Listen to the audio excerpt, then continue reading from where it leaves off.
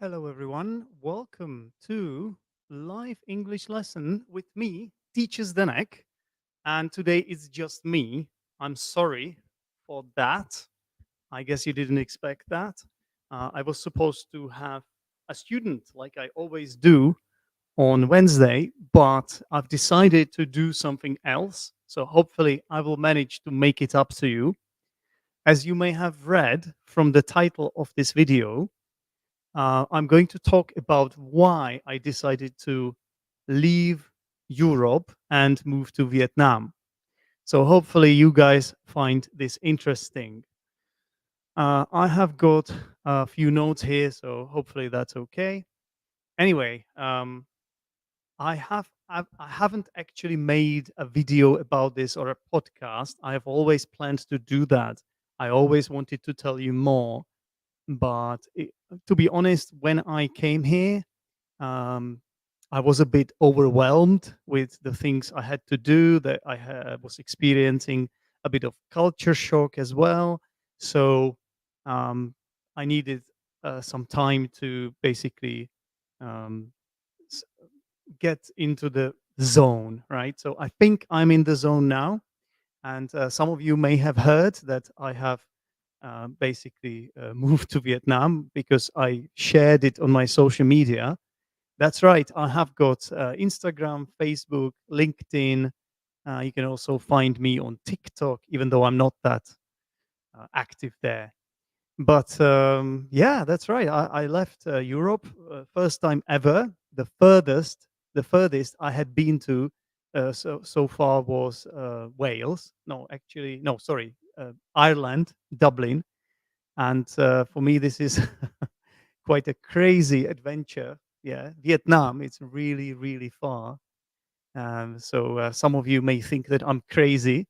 And I'm definitely sure that I have surprised some people by this move. And some people told me that they admire me for this. But it's a mix of reaction from people. Most of them are just surprised, I guess. Didn't expect it from me. And I'm not sure I expected it from myself, to be honest. Although I have to say that I have been planning this for quite some time. And so I'm glad that I made it happen. You know, often you have all these plans and dreams, and you sometimes you overthink it. Yeah, you start doubting yourself, doubting the idea. You look at all possible reasons why you might not want to do it, and well, you're trying to talk yourself out of doing it because it's out of your comfort zone. You know what I mean? It's a new place, it's far away, things could go wrong, right? There is a bit of risk involved in this adventure. Anyway, I'm here, and you might be wondering, where exactly in Vietnam are you, Zdenek?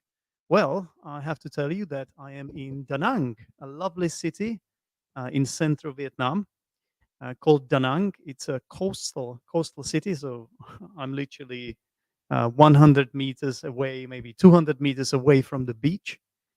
Currently in a hotel called May Beach. Shout out to this hotel. I think it's a brilliant hotel, and thanks very much to a lovely receptionist, which is not very far away from me, who let me do this in the lobby. That's right. I am in the hotel lobby, and the reason I'm here is because there is more light here, so it's more suitable for recording a video like this. And also, I think I'm not going to disturb anyone here. You know, I might be heard by my neighbors or the people living above me. So I think this is a good place to do it. And yeah, so I'm in Da Nang, and currently I'm here on a tourist visa, which is valid for 30 days. However, I have already extended it by another 30 days, which is something you can do as long as you leave the country and you go to one of the neighboring countries. So in my case, I went to Laos and then came back to Vietnam. And as long as you are a tourist here, this is what you have to keep doing. They call it here a visa run or a border run. So it's a specific term for this. It's nothing illegal. It's absolutely fine. But to be honest, you kind of lose one day in the month. So we will see. Maybe at some point I will manage to get a job here, and the company I work for might help me with the visa, might help me with the work permit and things like that. Right. So two more technical things. I have to be really disciplined when it comes to using this microphone. I have noticed that I tend to move it a lot around like this, but it stops working properly because this is the kind of microphone that you have to hold close to your mouth. So I have to learn to be disciplined, to be less sort of jittery.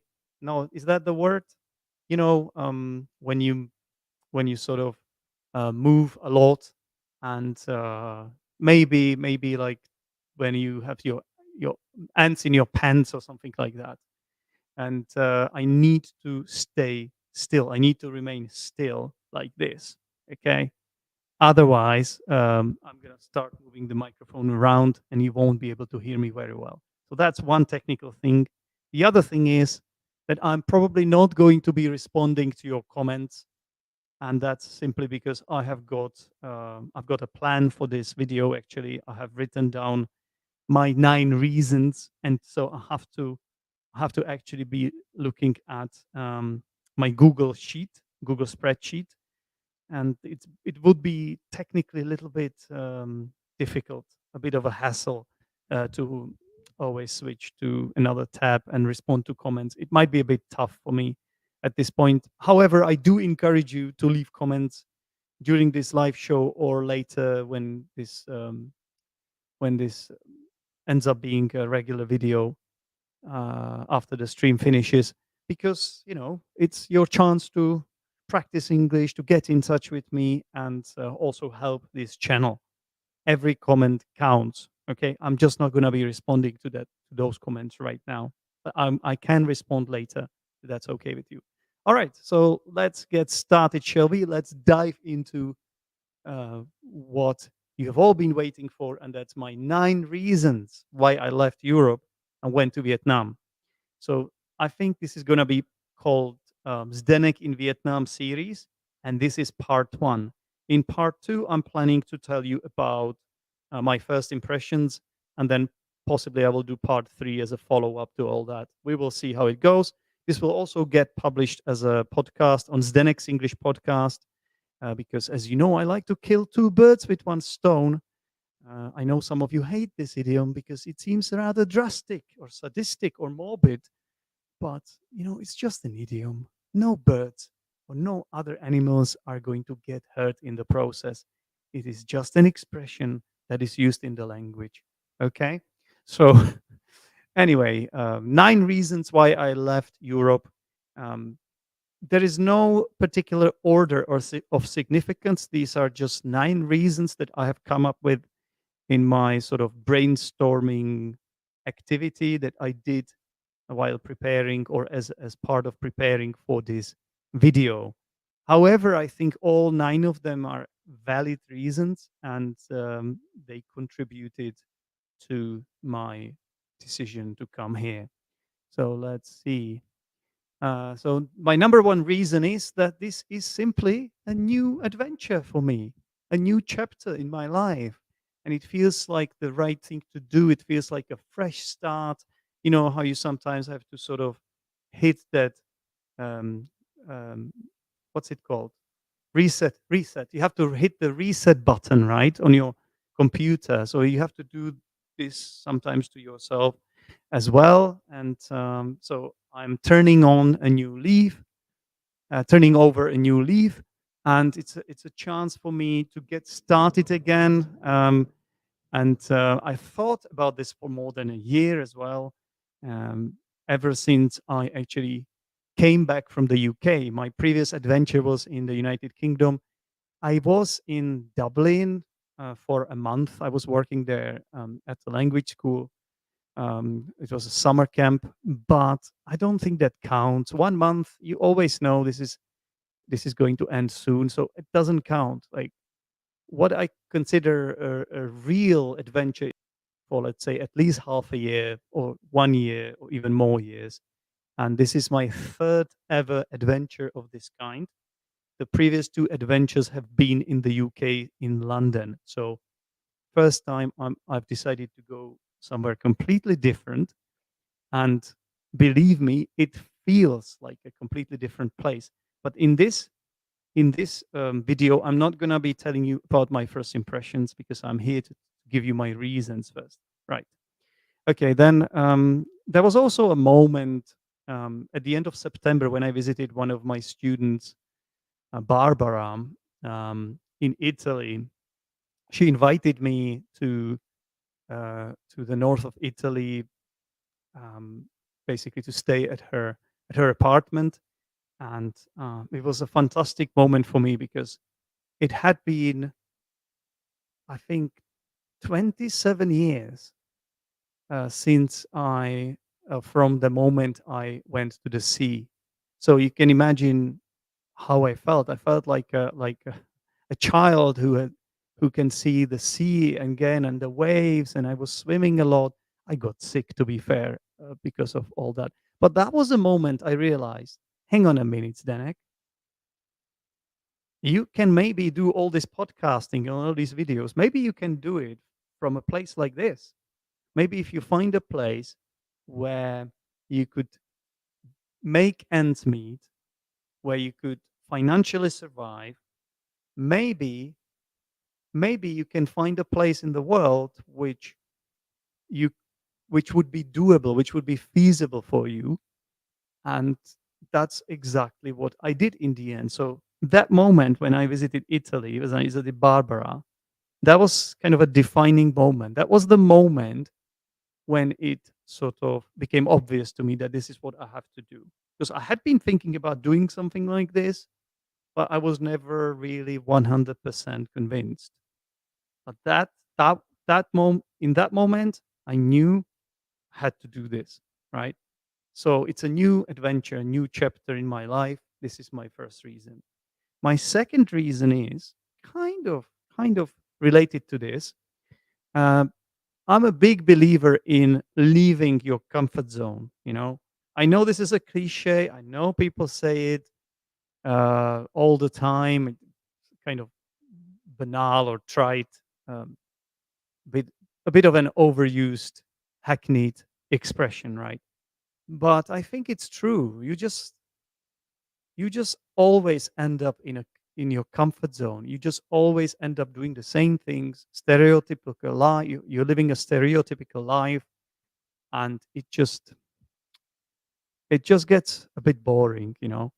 So, and not only that, it's not only about being bored. It's also about not learning new things anymore, not being challenged, not experiencing crazy things, not having enough adrenaline and all that. And this is exactly the kind of place where I'm going to get enough of that. This is completely out of my comfort zone. Yeah, I can't tell you enough how much this is out of my comfort zone. And I've been feeling quite lazy lately. When I say lately, I mean for the past few months and years. Ever since COVID happened, I was really just in my house all the time, behind the computer. I started teaching online. I did learn a few new skills, but it was all kind of related to my computer. And I think it was too much of the same, if that makes any sense. I learned about marketing, I learned about how to find my own students, and I have learned about how to make my own course, um, things like that. I have created a fantastic Discord group called the Achievers Chamber, which you guys can join as long as you're B2, C1, or C2 level. You can join that group, and this is a place where you can basically take part in lessons or attend events and lessons with other members, international members. It's a great place to practice your English and to be active and to be involved. And believe me, if you stay there long term, your English is going to go up. Trust me, you're gonna level up your English. So where was I? Yeah, I was talking about comfort zone. So this has been my life. I say has been now. I should say had been right before I moved here. This had been my life since I left, or from the moment I left the UK. So 3 years from COVID till the end of this year, basically. Too long, and I knew I needed to do something different for a while. I think there was also a moment when I um, retired, when I hung up my boots, retired as a footballer. I'd never really played professionally, but it's something you love. You do it for so long; it's your passion, and then it's tough. It's tough to let it go. And I've never really found a replacement for that. So I also knew there was something wrong with me in that sense. I'm gonna give you one more reason, which is more related to that soon. Also, I think I was suffering a little bit from writer's block. I had lack of inspiration. o- felt like I was stagnating. I was, not really moving anywhere anymore. So coming here is out of my comfort zone. It's exactly the right type of challenge I need. And I think most of us need anyway. And maybe it's not the last time I do something like this as well, right? Because you always get into that new comfort zone. It's a never ending story, isn't it? Okay, so that's that. Then my number three reason is that, and I've already kind of mentioned it, is that since COVID, I haven't really had much of social life. It sounds like it's basically my fault, and it is. It is my fault. I don't know if any of you have experienced something similar, but that COVID time was sort of traumatizing in a sense. It's hard to explain because it's not like a real trauma because I haven't lost anyone because of COVID. I haven't really been sick much myself because of COVID. It's just what it did to the society as such, and what it did to me. I sort of became this like a mole. I started living a life of a mole, or what's the animal?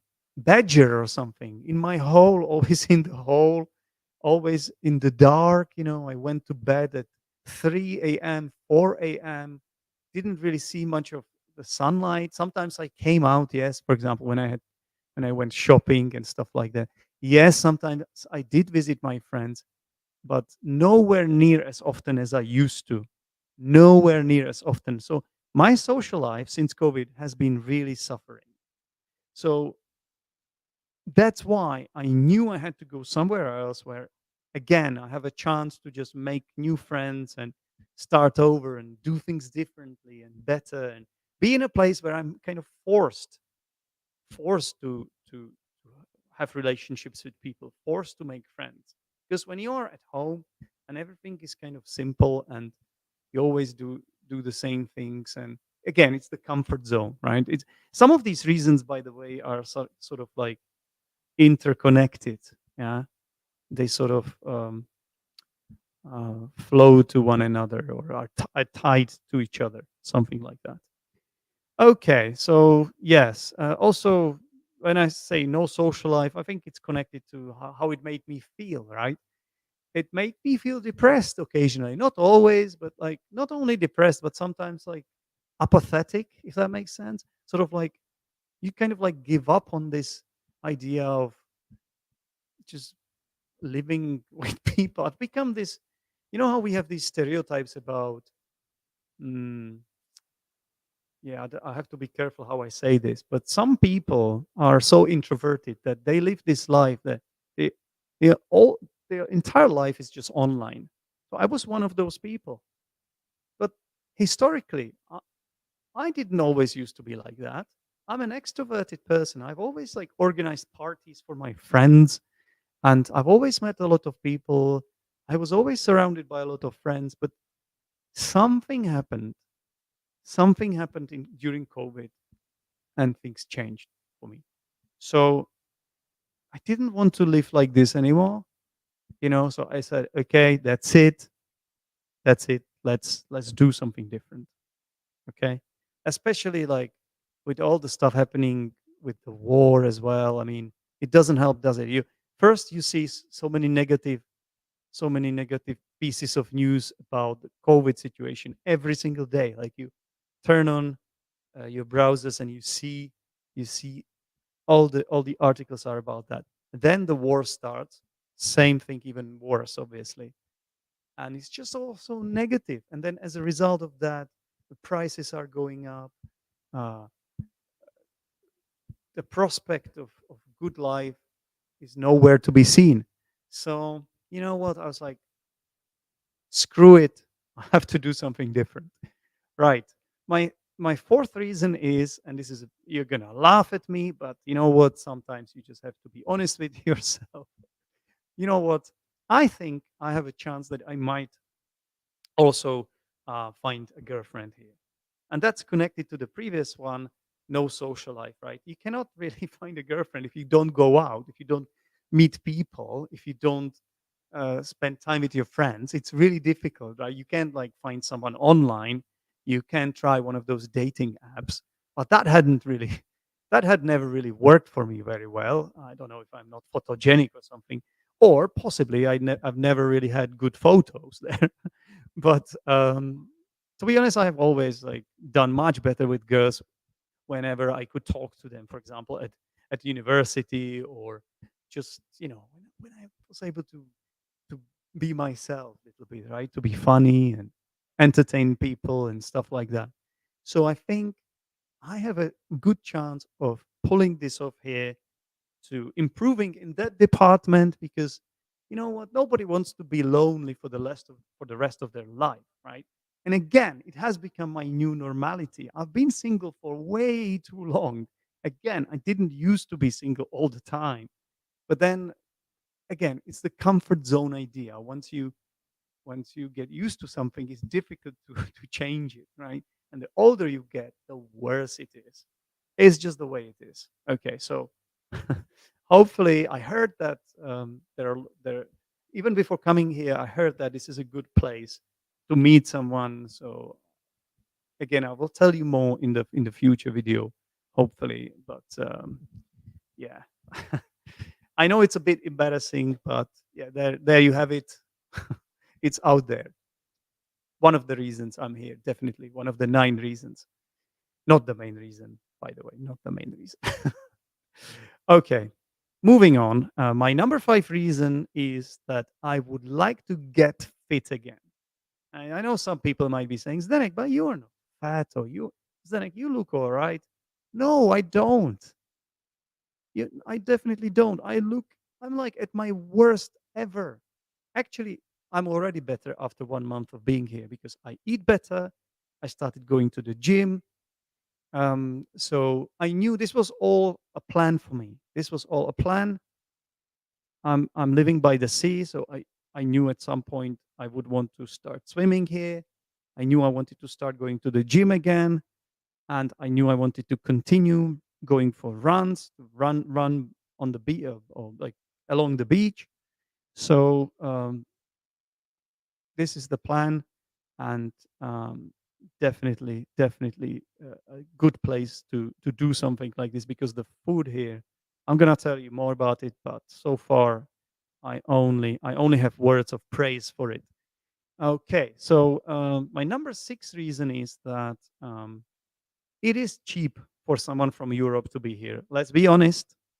Let's not beat around the bush. If you go to Southeast Asia, the most expensive thing for you really is the ticket.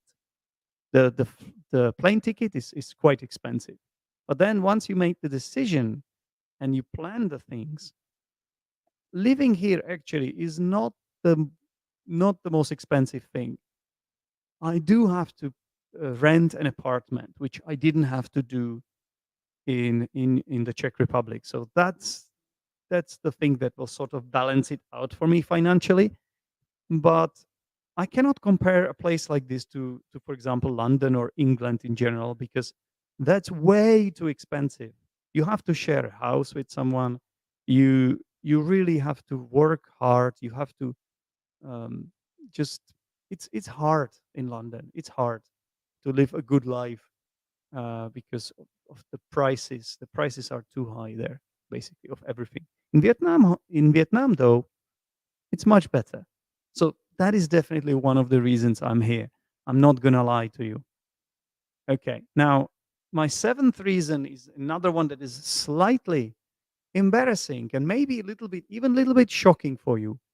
And I don't know how much I want to share here because it's quite personal and sometimes like it's difficult to talk about such things for me, especially on a YouTube video like this. Sometimes podcast is easier because, and I am recording this as a podcast too. But if it's just a podcast, then it's easier. Anyway, I came here to avoid Christmas. You're like, what? I I, b- I bet I have shocked some of you here. I haven't shocked those of you who know me well because I've been saying this for a long time. But Christmas is just a depressing time for me. I don't know if there is anybody out there, like any of you watching, that have the same sort of issue or the same experience. But every single time Christmas comes, I just don't take it well. Please don't judge me. Like it's something to do with my life. Something happened in my life. I don't want to talk about it now. But that Christmas time is always the worst for me. And especially if you spend it alone, and right now the way the things have sort of panned out in my family, um, I would be spending Christmas alone on my own, and that's the worst. So this was a perfect solution to that because I came here actually 2 days before the Christmas Eve, and I didn't even know Christmas existed, even though there's a Christmas tree in the lobby. It's actually on the reception desk, and I have seen more Christmas trees here in Da Nang in Vietnam, but it doesn't compare to what's happening in Europe when Christmas comes, and also it's just I had different things to worry about when I came. Right, I was in a new place, and definitely this plan to avoid Christmas definitely worked really well for me. It worked out really well for me. Okay, so number eight reason is that, and okay, this is something that people actually say about me. Sometimes it's difficult for me to admit it, but you know what? I think sometimes when people say that, they might be right. People, when I say people, by the way, it's some of my close friends. They have suggested to me, a few of them, that maybe I'm just escaping my reality. Maybe this is just a way for me to escape my life, which, you know, who doesn't have an easy life, right? But like, how to say this?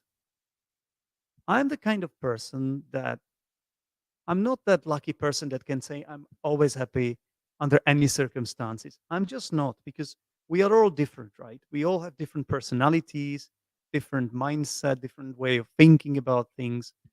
And I'm not exactly a negative person. I'm not a pessimist, but I am definitely not a massive optimist and that kind of person that will always see positives in everything. And maybe it's about the way I think, my mindset. Maybe it's wrong, it's not right. And maybe my friends, when they say this, they are right. That actually the reason I always have to go somewhere. But first it was London, twice actually. Now it's Vietnam. Maybe they say that I'm trying. Maybe what they mean is that or well they say what they mean, right? That I'm escaping my reality. And I just want to get away from everything. But you know what I will tell you about that? Yes, you might be right. However, it is better to do something, at least something, right? Whatever it is, than remain in the same place, to be trapped in the same place forever. Like a lot of people, they are just uh, living unhappy lives because they are in unhealthy relationships, or they just don't have any other option. They you know what I mean. So I'm actually happy I have this opportunity to just do something different. Okay, so definitely, definitely, good good thing. Um, Sorry, I have to touch my laptop because it went into the, what do you call it, the screensaver mode or something like that. Right. Yeah, I think it's possibly I'm escaping my reality, but I think it's better to do that than live in your stereotype and just complain all the time. Just do something about it, you know. Just do it. So that's what's happening here for me. Yeah. By the way, I have been here for a month. If I haven't said it yet, I've been here for a month, since December the 22nd. Okay, my number 9 reason. This is the last reason, and this is a culture reason. Um, why did I choose Vietnam? Why did I come to Vietnam? Well, it's because in my country, in the Czech Republic, we have got a large Vietnamese community. We've got a lot of Vietnamese people. Because in the past, we used to have several immigration waves. So that's why a lot of Vietnamese people live in the Czech Republic. And I have to say that the Czech people, they don't always know much about the Vietnamese people because they are very quiet. They keep themselves to themselves. They sort of live their own life. And I think there are no problems like when it comes to the relations between Vietnamese people and the Czech people. I think we get on quite well. But at the same time, there's nothing really extra because we sort of live our own lives. We don't really talk to each other much because there are still a lot of Vietnamese people in the Czech Republic that cannot speak Czech. I think that's part of the problem. I think the new generations, these people's children, they are much better off, and it's different because they grow up with Czech kids at Czech schools. They grow up and they learn Czech uh, perfectly, right? So, but you know, I always wondered like what Vietnamese people are like and what it would be like if I were living in Vietnam and I was in the shoes of the Vietnamese people in the Czech Republic, if you know what I mean. Just to sort of reverse the position there. And it's true that sometimes Czech people don't treat Vietnamese people well. What I mean by that is that maybe they just the way they talk to them, and it's connected to to the fact that they don't speak Czech very well. But sometimes I feel like there is lack of respect. I never do that. I never do that because I don't judge people by their language abilities. I just don't do that. So for me, you know, it's not an issue. But there are still some people who do that, and I don't like that. Anyway, yeah. So this is my last reason why I have decided to move to Vietnam. I don't know how long I'm going to stay here, but what you might be wondering is what I actually think about this place, and I haven't told you much, and that's because this is a story for another podcast, for another video. I don't know when I will do it because, as you know, normally I record videos with one of my students here, one of the students from the Achievers Chamber. So hopefully, I will be able to keep doing that from next week on. But I definitely also want to uh, talk about my first impressions. I've already made a lot of notes here, and there is a lot to talk about, and I think it's really interesting. And even for me to sort of revisit it all and to sort of compartmentalize it to sort of sort it in my brain to what am I trying to say here?